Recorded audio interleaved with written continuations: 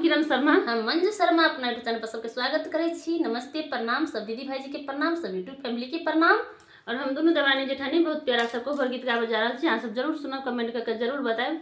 बहुत बहुत प्यारा कोहबर गीत है। अहाँ सब फुल वॉच करके गीत के सुनब, तब समझ पेबे गीत के गीत केहन छै आ नहीं छै। बहुत प्यारा सा गीत है, बहुत प्यारा सा कोहबर गीत है। अहाँ सब सुनब जरूर देखियो, सुनब। कोहबर में सुतल रहे छथिन, सब दिन कोयली बजे छै भोर भिनसर में, लेकिन ओई दिन आधी रात में बोले छथिन, ओइसे उनका पिया के नींद खुल जाय छथिन।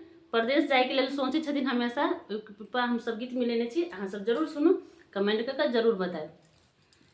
सब दिन